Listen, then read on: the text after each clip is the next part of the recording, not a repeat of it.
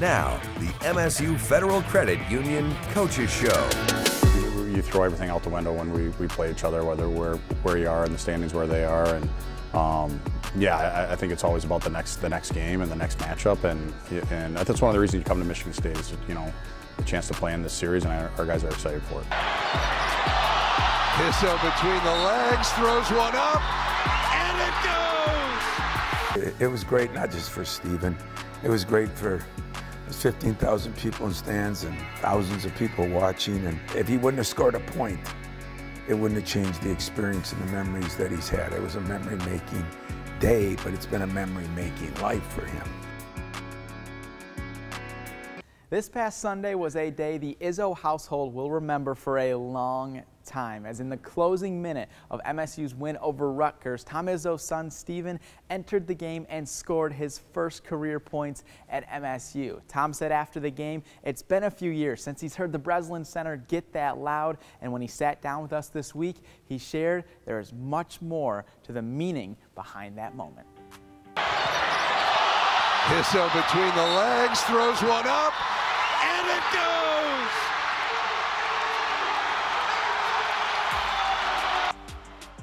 Well, I'm sure you've been asked this a bunch of times now about Steven getting his first career points here at Michigan State. We'll first start with the move that he made to get the bucket. A little crossover there. What impressed you about just his ability to get to the hoop? The move was pretty good. I give him credit on the move, and but as I've said, you know, throughout the last couple days, it was great. You know, I mean, it was great not just for Steven. It was great for 15,000 people in stands and thousands of people watching, and they all have a son, they all have a daughter. Most of them have a grandson or granddaughter. You know, somebody has somebody that you can relate to, you know, and whenever people can do something that kind of fulfills a dream, you hope that they use that for their kids or their grandkids, you know, and so the best part of the shot for me by far was the reaction of the players and the fans. I mean, Tyson and AJ, I never seen Tyson so excited.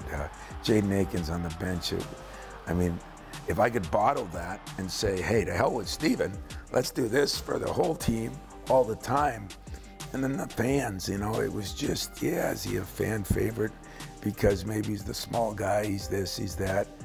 But the bottom line to the whole thing is people left the arena feeling good about athletics, and I think this day and age sometimes it's getting a little crazy out there, and that was a real kind of warm and fuzzy, and not the shot, just the whole reaction to the shot. I know as a coach too, you're not really supposed to show a lot of emotion when someone scores, but how did you control your emotions really in that moment? It was hard. Yeah, it was hard. I mean, I'm supposed to be the tough guy, and of course I teared up. I mean, I think of something, you know, like Steven, if he wouldn't have scored a point, it wouldn't have changed the experience and the memories that he's had. It was a memory-making day, but it's been a memory-making life for him. But at the same time, it kind of puts something there that I'm sure he'll show his kids and his grandkids. And before, you know, this day and age, you guys in TV, you can doctor those things so well. He's probably scoring that to win the national championship by the time he shows his grandkids. But it's just an awesome deal that as a coach and a father, because I had to wear both hats, the hug meant the world to me too, because I could tell how much he appreciated the guys enjoying it with him. You mentioned how cool of a day Sunday was. On top of him scoring and you guys winning, the Lions also won. This is the first playoff win they've had since you've been the head coach here. Is that cool at all, or did you watch the game at all Sunday? Of course, of course. You know, first of all, I'm a football fan, but you talk about a Sunday. I mean, my son scores a basket, first one. We win the game, big deal. Played pretty good most of the second half. I'm a Packer fan at heart because of where I grew up from.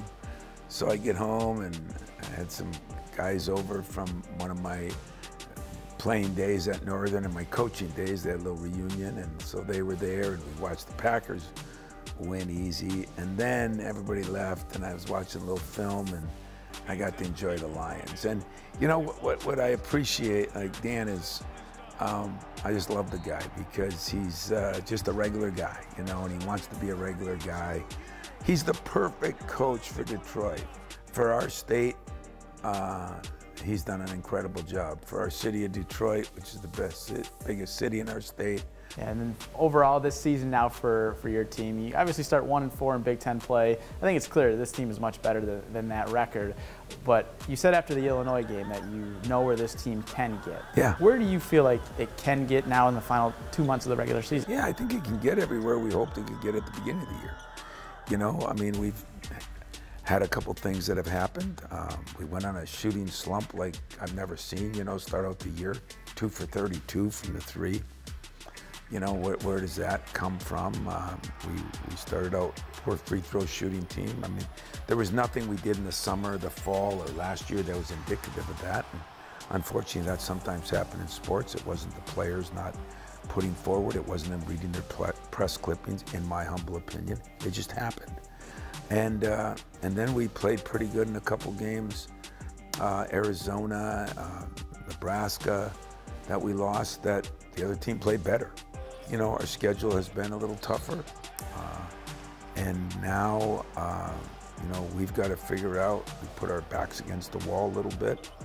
I love talking about the white elephant in the room. I don't, when we weren't shooting good, I didn't go into practice and say, don't say nothing about not shooting. I said, can we make a damn shot, you know? I mean, kids aren't stupid. They know what's going on. Steven Izzo isn't the only one on MSU's roster with a Hall of Fame dad, as the youngest son of Hall of Fame running back Barry Sanders is also on the team. On Sunday, Nick Sanders was at the MSU game Sunday, and then just a little bit later in the day was at Ford Field to see the Lions win a playoff game. And when we come back, we're going to be sitting down with Nick to talk with him about the experience. This segment is sponsored by the Lansing Sports Commission.